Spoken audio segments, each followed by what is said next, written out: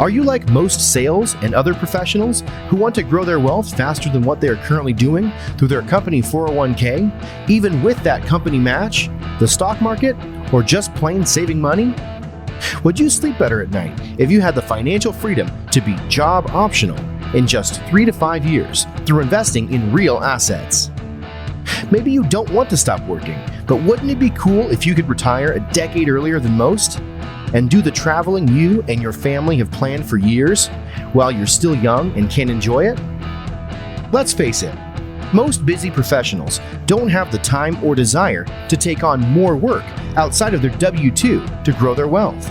On The Wealth Flow, each week we share the stories, the investments, and take a deep dive into the various asset classes that can deliver that accelerated growth to your portfolio passively. That's right, no extra work for you. Instead, we'll put your money to work. Learn what the 95% aren't talking about and join the top 5% of earners today on The Wealth Flow.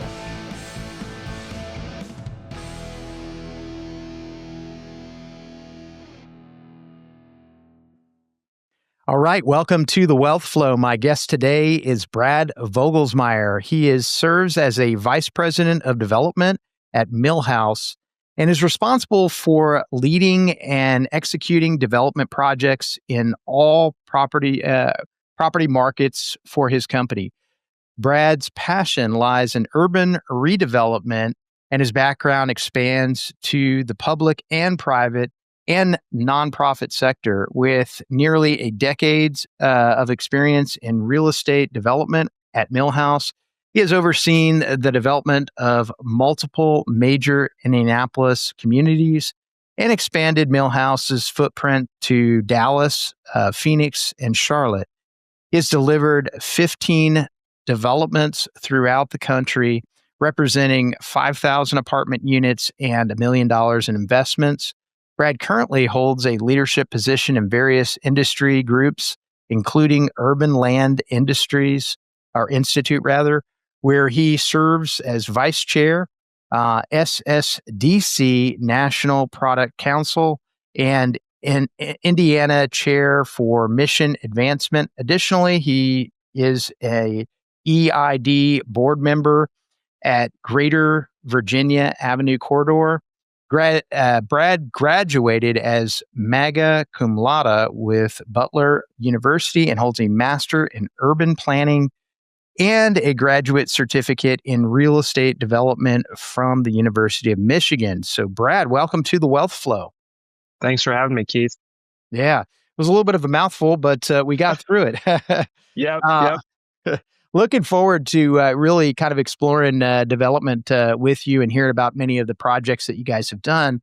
But typically do like to start out with your background, where you grew up and what eventually led you to this profession.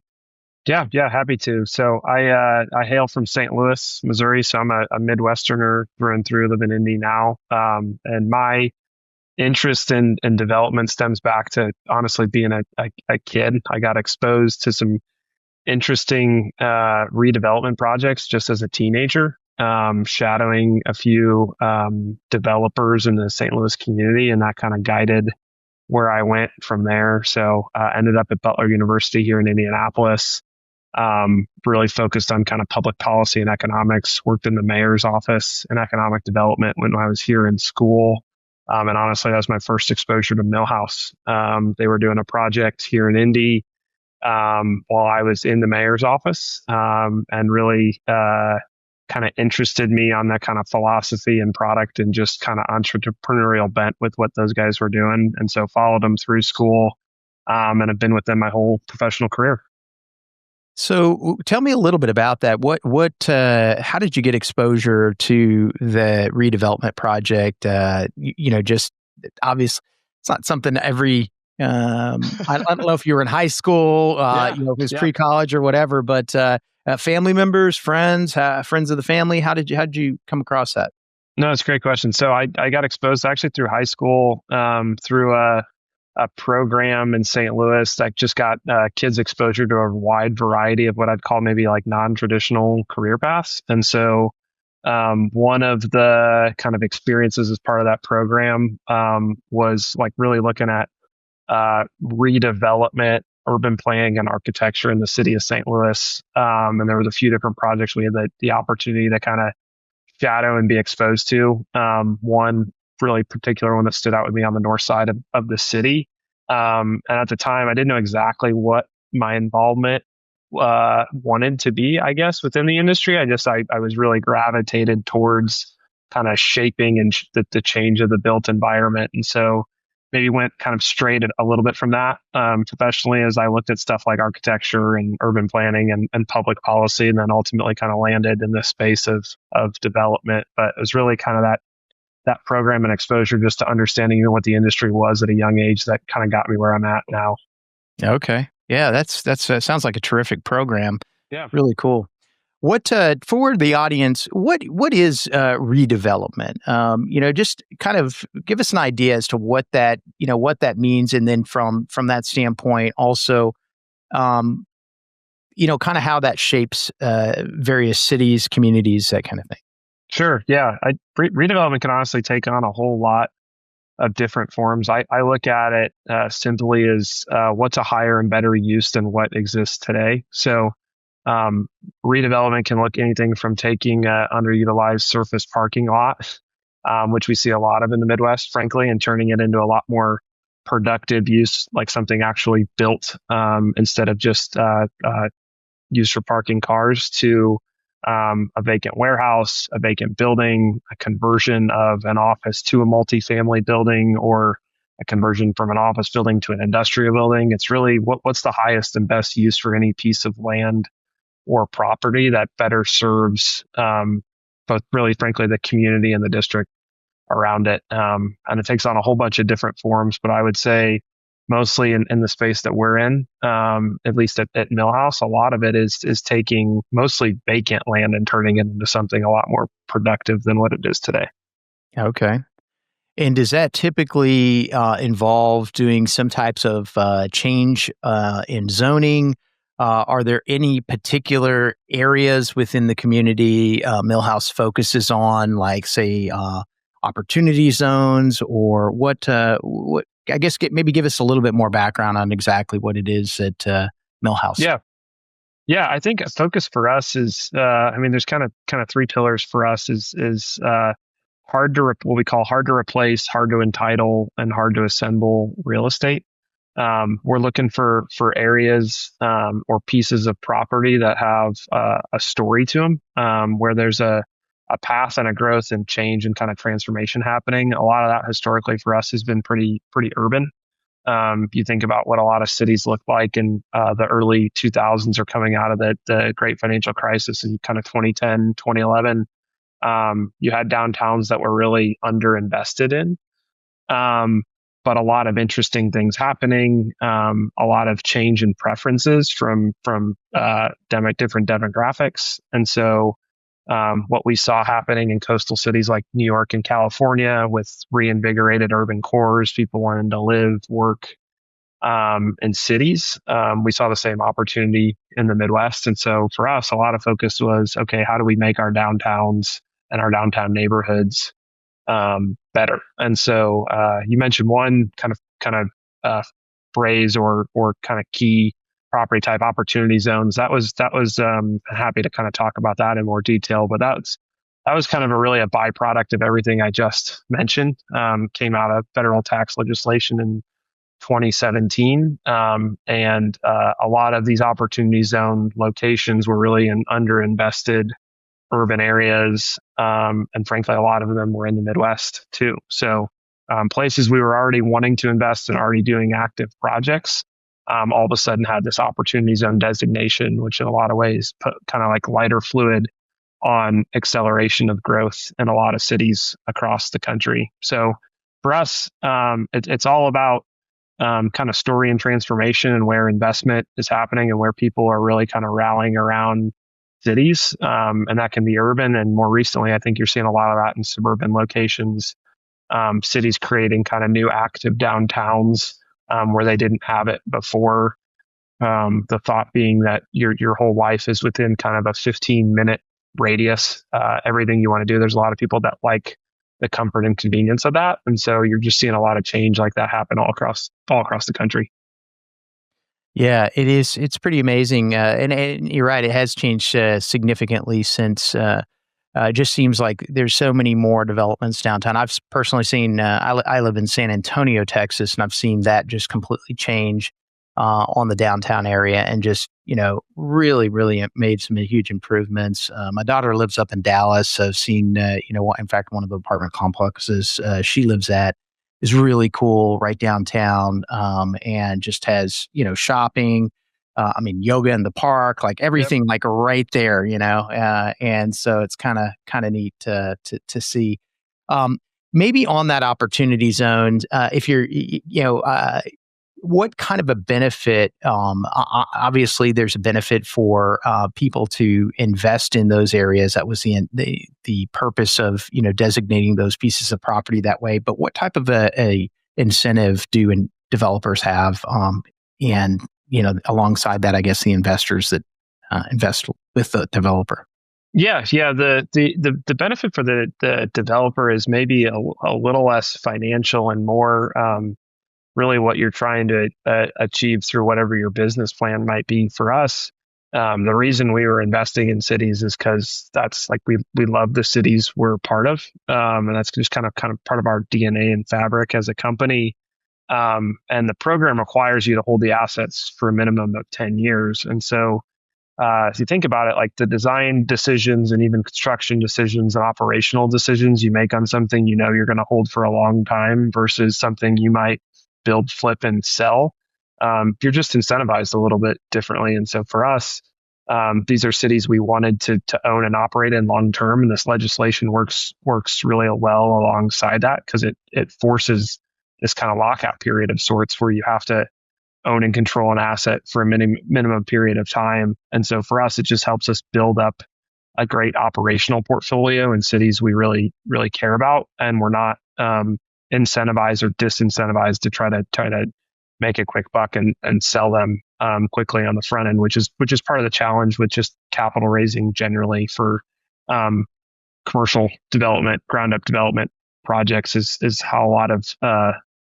capital is oriented, is more kind of short term, and this program is more kind of long term focused. So I'd say that's probably the real natural kind of inherent benefit on the development side, is it gives you kind of a leg up to build an operational portfolio if that's something you're looking to do. Yeah. Okay. And as you maybe let's talk a little bit about some of the developments that you've done. That obviously Millhouse has probably been doing them prior to you joining them. But since you've been joining, the ones you've been actively involved in, tell us a little about those. Maybe some of the first ones and kind of how what type of an apartment, how many units are we looking at? Is there certain features that you included with those developments? Tell us a little bit about that. Yeah. No, it's for us, it's been pretty kind of full spectrum, with us doing a lot of kind of, like I said, ground up development, and it's very kind of niched and nuanced depending upon the neighborhood. We try to not be a commodity builder, meaning we don't build the same project in every location just because we think every location is different. So I think back to some of the earliest projects I participated in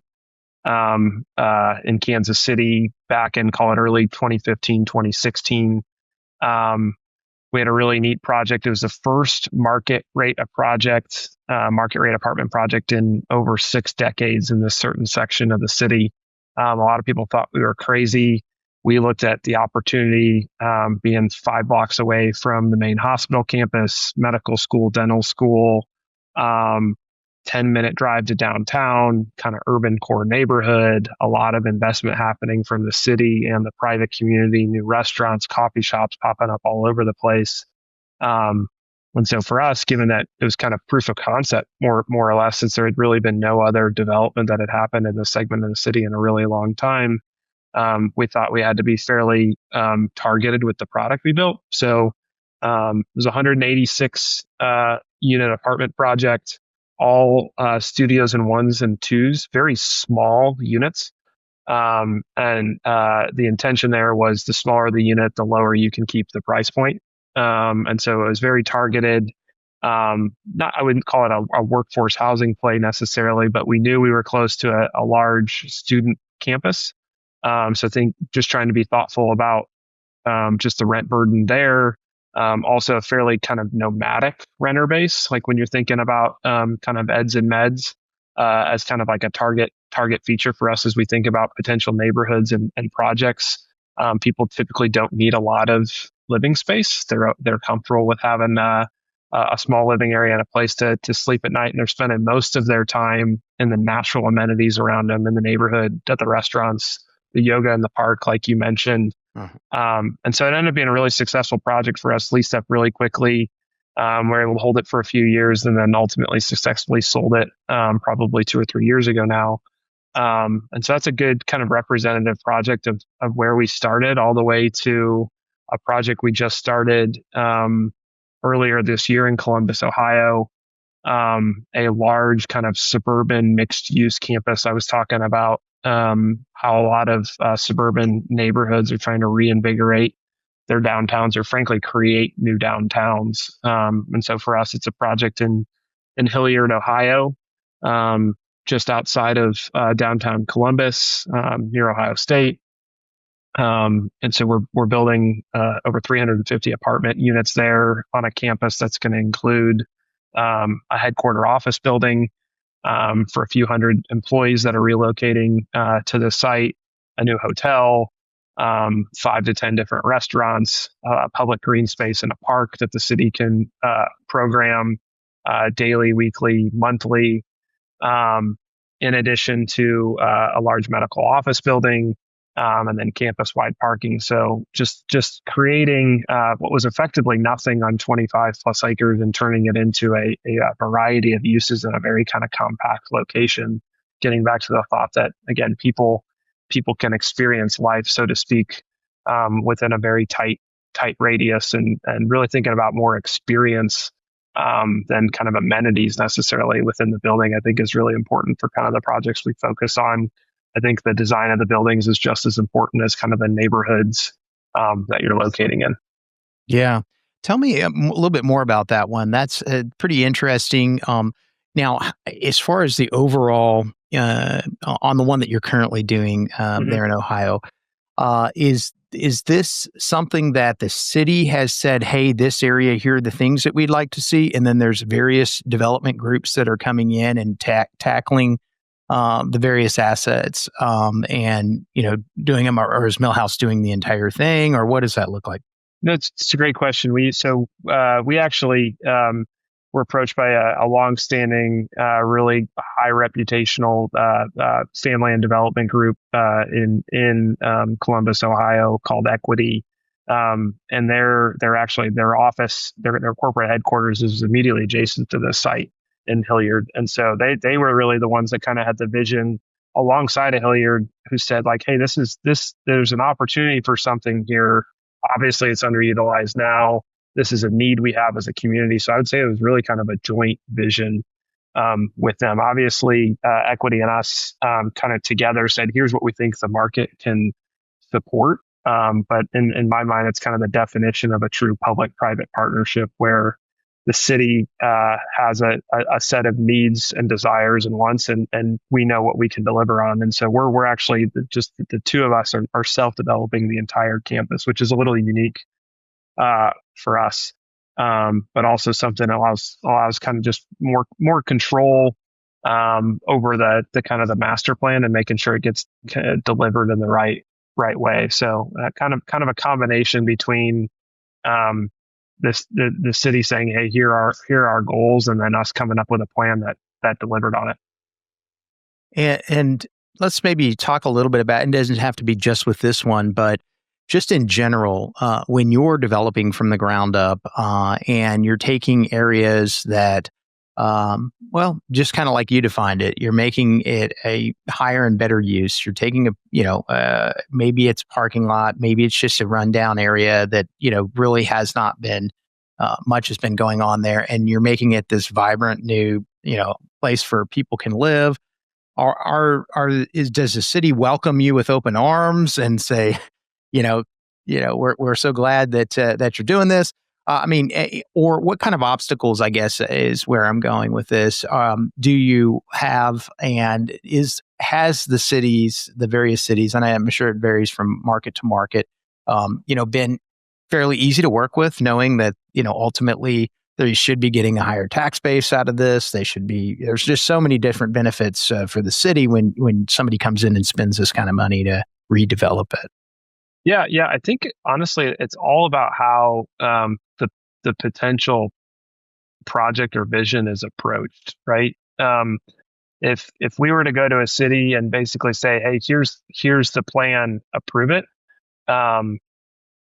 there's generally a lot more pushback than hey, what's the collective vision around what this could be? Everybody's always going to have opinions on what makes sense and what doesn't, and the market will dictate what ultimately can be built there. But for me to come in and say, I think I know everything about your community, even though I've never lived there, I can't say that. Right. And so it's really a kind of a push pull back and forth in frankly in a healthy way, in my opinion, because you ultimately get a better project out of it when you really understand kind of what the needs are or what you might be blind to as somebody that doesn't live there, right? And that's true even in our backyard. Even though I'm in Indianapolis, I don't live in every neighborhood in Indianapolis. Mm-hmm. And from our perspective, the project is only as successful as the people on the other side that are bought into it. So I would say we spend a lot more intentional time on the front end, making sure we get that right. Doesn't mean we don't get opposition, right? I mean, there's things that are real issues from safety and a traffic perspective. If you're taking something that where there was nothing and now you're creating a really high intensive use, you've got to make sure the infrastructure and the services in the neighborhood support it. I also think context and scale is appropriate. Like you have to design it appropriately as well. If I'm coming in with a project that's 10 stories in a single family neighborhood, I would expect pushback. And honestly, it's probably not the right project. So you really have to think about transition and scale, how people experience it from the street level. You want to make it as pedestrian oriented as possible. You don't want to make your projects walled off from the rest of the community. Because again, to the extent you have a mix of uses, or in this case, retail, you want people to be able to easily come in and come out of your project. And so I think those are kind of some of the common issues we run into are scale, density, design preferences, which is always a tough one because it's very hard to get objective when it comes to architecture and design, and traffic and safety. So again, we kind of go into each project full well knowing that there's going to be a few kind of hot button items. Every project's different, but I think it's all about how you approach it on the front end. That'll determine whether or not you can work through it or not with any given municipality. Yeah. And what does some of that look like? So you have an area. Does Millhouse get that particular property under contract and then start the negotiations, or I wouldn't say the negotiation, but then the talks with the city prior to closing, saying, "Hey, is this even feasible? Can we do this here?" Opening up the book also to being able to say, what are some things that here's what we're thinking, but what are some things that you feel like this community can use, or what is that communication with the with the city? Yeah.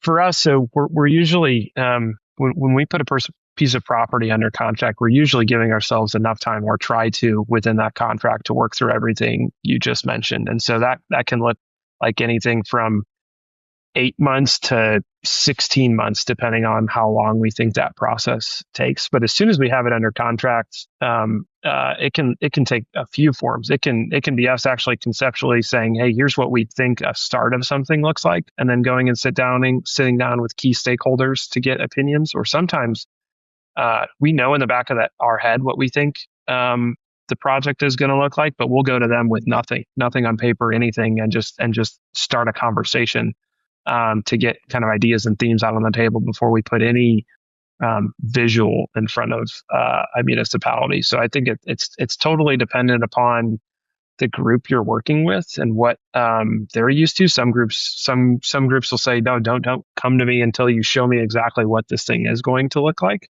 And so it's as you probably suspect, very much just a relationship business that you have to build with municipalities and stakeholders and neighborhood groups. Frankly, a lot of neighborhood groups hold a lot of power relative to projects getting approved, depending upon the location. And so it's as much about knowing who the key players are as knowing what to put in front of them.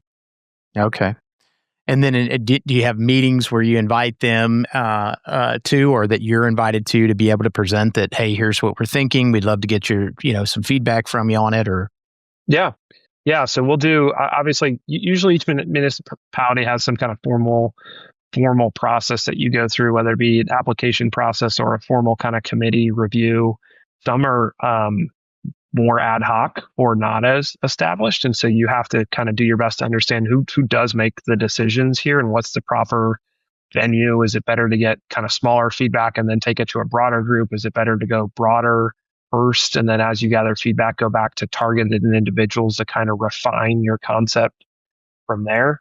Again, it's fairly nuanced because there's no kind of, I would say, set playbook on how each municipality does things. Everybody is widely different across the board. Some require 3 different bodies that you have to meet with in kind of sequential process, and others, again, like I said, there's no process whatsoever, and you're just meeting with individuals, a bunch of individuals, to kind of gather and collate opinions. Okay. And from the point in time where you see a potential project, you see a potential piece of property, and you say, here's where we've like to do, to the spot where you're actually able to start breaking ground. And again, I get that it's going to vary depending on where you are, but just on average, what do you think most of the projects that you guys have started have taken before you're breaking ground? Yeah, I'd say over a pretty large sample size, it comes right out to around 12 months. I would say there's like maybe a month or 2 standard deviation on either end, depending upon the market. Obviously, the markets we're operating in have kind of less regulatory pressure. So like Millhouse is not in a California or New York, where I would tell you that 12 months is probably 24 to 32. And so most of the markets we're in, we put a piece of property under contract for roughly 12 months and are able to get through an entitlement process, a design process, and a permit process within that 12-month period, and able to start right thereafter. Yeah, that seems very reasonable from that standpoint. What about just from the back end, a capital stack type? Are you purchasing the land cash, or do you have investors that are investing from that spot forward? Yep. Or when do you typically involve the investors? Yeah, so for us, which I don't think is dissimilar from too many other shops our size, is so when I say we're putting a property under contract and closing 12 months later, because we have approvals in place, permits in place, pricing in place, we generally have a construction loan in place. So we're closing on that land with all of our capital, equity, and debt when we're taking down the land. So we're doing that land closing and that construction closing simultaneously. Obviously, things don't always work out perfectly from that regard. So you've got to make decisions on whether you can bridge it either with your own cash or investor cash before you close your construction loans. It's really dependent upon kind of risk profile of the individual and the firm. Our stance is obviously, if our seller is cooperative and we can get the time on our contract, our preference is always to not have to close on a land position until we're ready to kind of simultaneously close on construction. Just we're not in the business of owning land. Some groups are, but our preference is to kind of align those as closely as possible on our projects. Okay. And then are you typically doing the entire construction process and then starting the leasing, or do you do it in phases, or is it project dependent? Yeah, I'd say it's probably a little market dependent too. Some markets, you see a lot of strong success by starting an early lease up before you've actually delivered units. So you start pre-leasing anywhere from 3 to 6 months early. Some markets, especially ones with seasonality, you down in Texas, you don't have to worry about cold winters like you do up in the Midwest, where leasing season pretty much shuts down here in the next call it 30 days. So if you're delivering an asset in the dead of winter, which we seem to do way too often, you're probably not going to have much success trying to pre-lease in the dead of winter or even late fall. So obviously, if the project lends itself to delivering in phases, so turning over buildings at different time frames, we'll release units as buildings get released. So I would say a lot of it is project dependent. But I'd say most common is just to get your marketing and branding and getting that machine up and running. It's pretty common to start call it pre-leasing 90 days before you have your first units, just so you have some momentum behind you. People know when you're going to open, whether they're driving by or whether they're following you on social media. That way, once you do have units available, you're not having this kind of delayed period before people are actually moving in. Okay. And what are some of the, for your various apartment complexes, like certain features, certain amenities that, seem to be very common, and maybe some that are maybe not so common that you've done in some of the projects recently? Yeah. I would say the most common from like what universally people expect out of a class or a market rate apartment is usually some kind of fitness center, full service fitness center. That way, if people don't want a gym membership, they don't have to have one. I would say more often than not, especially if you're in a climate that allows for it, having some type of pool or pool courtyard or grilling stations throughout the community. Again, since you typically can't have one on your private balcony, a grill that is. Those are kind of like baseline expectations I think you see from a lot of folks. Other more common ones that you're seeing more recently are call it like private work areas or conference rooms. It used to be that you would just see kind of students use those if you were in a more kind of student demographic oriented asset. But with the proliferation of work from home, obviously we're building a lot more dens and built-in desks within our units, but some people just like to get out of their physical living space, even if it's still within the property, and just get out of their apartment to have that kind of transition. So we see a lot of high usage, even just building small, call it 10 by 10 pods, where people can come in, plug in, have Wi-Fi, and work for the day at no cost to them. It's kind of a more popular amenity as of recently. I would say the stuff we're doing that's maybe a little bit more atypical is less amenity and more kind of product type driven. So we're doing a lot more townhome product recently. And I mentioned kind of the product that allows for kind of a den or a nursery space. As we just look at kind of renter demographics, the millennial generation continues to age. It's the largest age demographic right now. What kind of housing does that type of demographic want?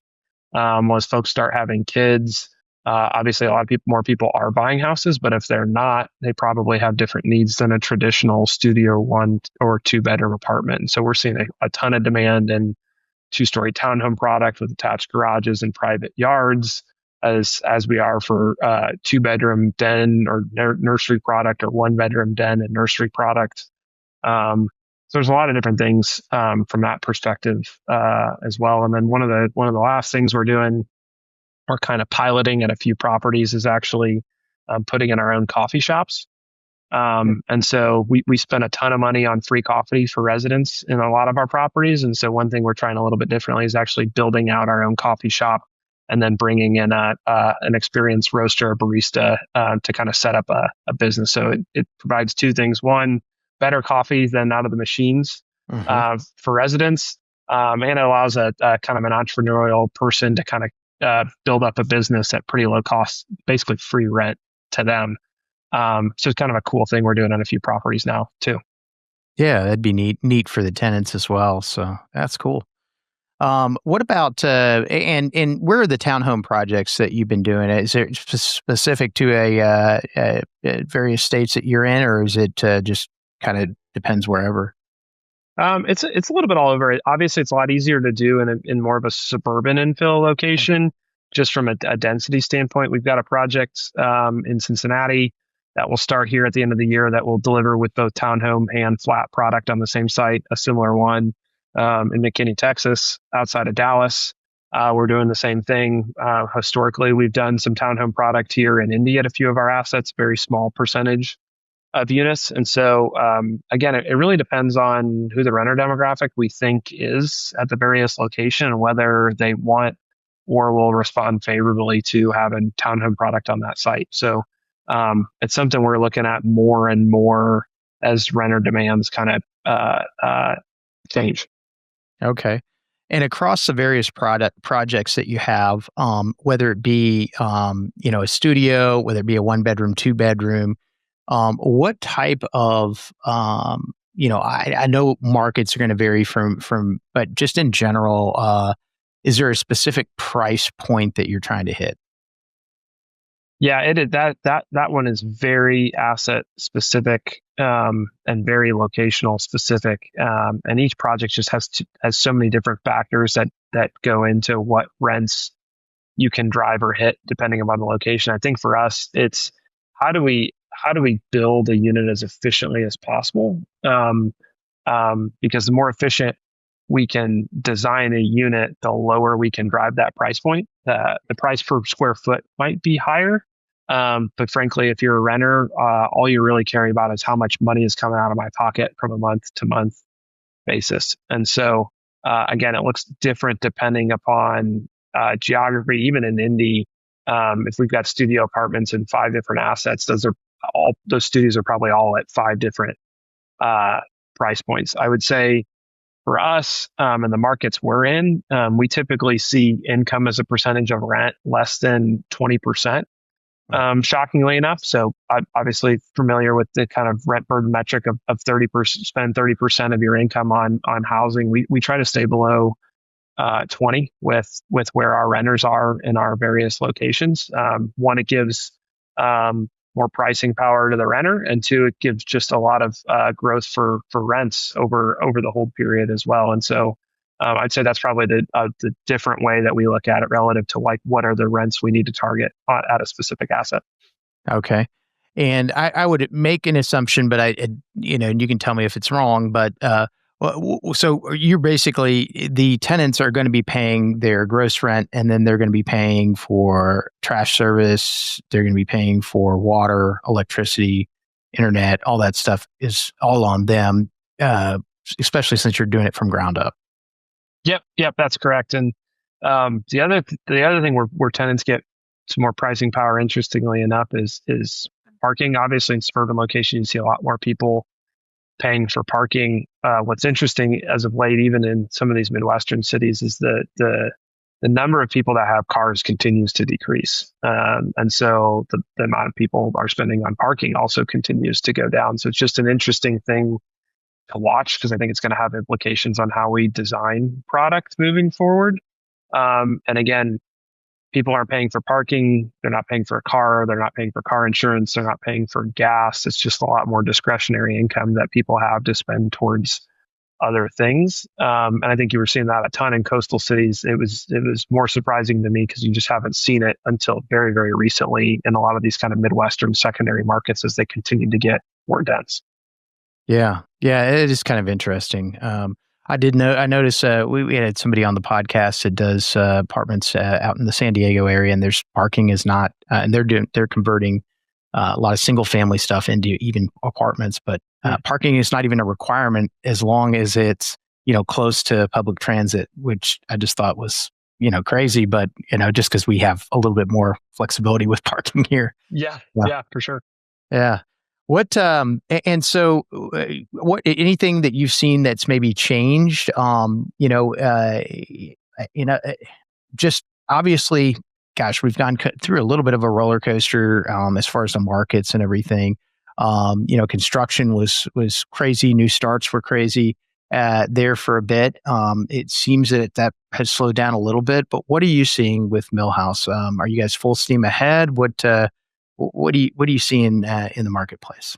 Yeah, we're trying to be full steam ahead. I would say I feel like every day is kind of hand to hand combat to get projects across the finish line. You mentioned new starts dropping. They've dropped pretty precipitously across a lot of markets, even maybe more so than headline news you see. I mean, we're seeing new starts down anywhere from 40 to call it 80% in certain markets, which I think is going to have a pretty significant downstream impact because demand is frankly not um, uh, being dampened much. You're seeing a lot of new supply. So yes, you are seeing elevated vacancy, but it's amazing to see the levels of sustained demand in high supply markets, even like Phoenix, Austin's, Dallas's of the world, Tampa's of the world. And so if you're not having a lot of new starts, which we know we haven't over the last 18 months, and number of units under construction is now kind of back to below pre-pandemic averages. I think there's going to be some ripple effects here in the next 2 years when you don't have product delivering, and assuming demand and household formation and immigration continues to be strong. I think you're just going to see a huge spike in demand and probably a growth in rents in a lot of these markets in the next kind of 24 to 36 months. What happens between now and then to get new starts back up, I think is the big question mark for a lot of folks, just because construction costs are still really high and don't expect them to really moderate or come down much. I don't think there's any trigger that's going to allow those to really shake loose dramatically. And I think it's going to still be a while before all this new supply does kind of get fully absorbed into the market. And so people, even us, are having to get really creative on how you get new projects closed, either through new product offerings like the townhomes I mentioned, or different public-private partnership structures with municipalities like the project I mentioned in Columbus. Frankly, those are the only projects that I'm seeing get closed and started these days, and probably true for the next, call it, at least 12 months, unless something kind of dramatically changes in the market. Yeah. What about, that's a good point. Yeah. I mean, I could see if all of a sudden down the road, the demand is high, there's this lag because of the slow starts. Like you said, rents are bound to tick back up. There'll be the rent growth, and hopefully the supply will continue to catch up at some point. But what are you seeing, if anything, that's changed maybe over the decade that you've kind of been involved in this with, just from maybe a tenant standpoint, anything with energy efficiency that's changed? What are some cool technologies that maybe you're seeing implemented now that maybe you didn't see a decade ago? Yeah, no, it's a great question. I mean, probably heard this phrase because it's true with office, the flight to experience. That's what people are looking for is experience over things. I think that's true in multifamily. I think the other thing people are looking for outside of experience is I mean, it's a very technologically advanced renter demographic now, and a lot of people don't like, as weird as it sounds, face-to-face interaction or talking to people on a telephone. And so the more you can automate and do virtually, the more successful I think you are in both leasing and retaining residents. And so that's anything from virtual leasing, which didn't exist a decade ago, to putting in maintenance requests on an app, to digital payments, to controlling your thermostat and your locks and your lights on your phone, to interactive technology where you can get to know your residents through kind of digital interactive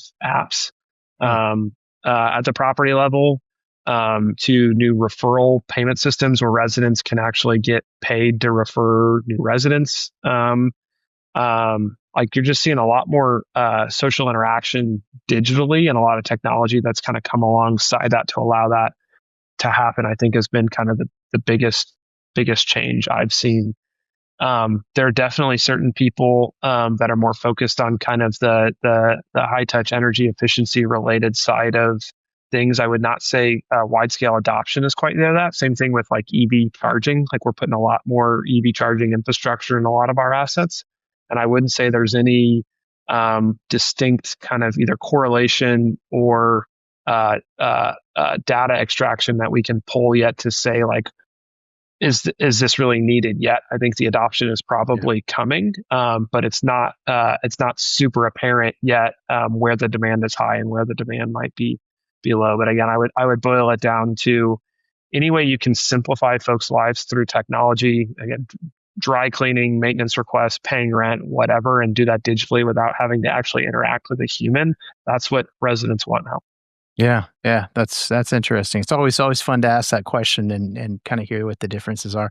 What about anything, Brad? Maybe that you really wanted to convey about Millhouse, and kind of what you guys are doing that I haven't asked a question on yet.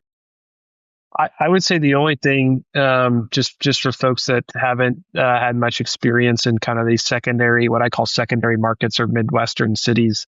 I think there's just a lot of people that kind of sleep on the vibrancy of a lot of these urban downtowns, just because a lot of them are typically kind of flyover states, and this is less a infomercial for Millhouse and more of a sell for getting out and experiencing different cities across the country, because there's a lot of cool things happening in urban locations and even suburban locations in a lot of these cities. And if you haven't been there in 10 years, I guarantee they look drastically different, because a lot of folks have really invested in their downtowns and their infrastructure and private and small business. And so, again, less about Millhouse and more of as an encouragement for people to get out and go experience a new city.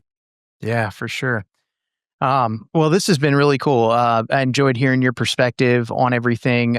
Brad, how can folks find out more about Millhouse if they want to invest with you? How can they connect with you? Yeah, I would say, so again, millhouse.com, think, build, live is our tagline. We're active on LinkedIn. We've got an investor portal on our website for folks that are interested in our business plan and how they can invest, or interested in, frankly, opportunity zones and how they can invest. It's probably the best place to reach us, either on LinkedIn, Instagram, or through our website for sure. Okay, fantastic. And then I've got just a couple more questions for you that I ask every guest. One being, any advice you would give somebody who's maybe just starting out in their investment journey? Yeah, I would say, and maybe it's true for me. I know it's true for most. It's a very small, at least real estate is a very small industry, shockingly, nationally, and it's a very well networked group. And I found people are genuinely very willing to give advice. And so the more people you can create touch points within the industry, buy somebody coffee and just understand their either investment philosophy or where they see opportunity, frankly, is a really great question that I like to ask people. And then what keeps them up at night? I feel like those three questions, you can learn a lot about somebody and start to kind of either build an investment thesis for yourself or just figure out who the players are in the space. Should you either want to make a change or dive headstrong in. Yeah, for sure. Okay, I think that's great advice, Brad. How about a book recommendation? Doesn't have to be real estate related, but it certainly can be. Just something that's been impactful that you've read. Yeah, really good question. One that I've read recently, book by Morgan Housel. It's called Same as Ever. It's kind of real estate related, but also not. It's about a guide to what doesn't change. So a lot of people are focused on what's next, how to predict the future, and it's a really kind of interesting, introspective book of thinking about, okay, forget what's going to change. How about the stuff that's always true and what never changes? And it kind of shifts your perspective in a little bit different light. So again, totally would recommend that and any of Morgan's other books. Yeah. Okay. I have not had that recommendation yet, so I'm going to have to put that one on the Audible. So appreciate it. It's always good when I can get a fresh one there as well. So, love it. Well, Brad, this has been really good, man. I appreciate you being on the Wealth Flow, and thank you so much for being on the show today. Absolutely. Appreciate you, Keith. Thank you. All right. Thank you.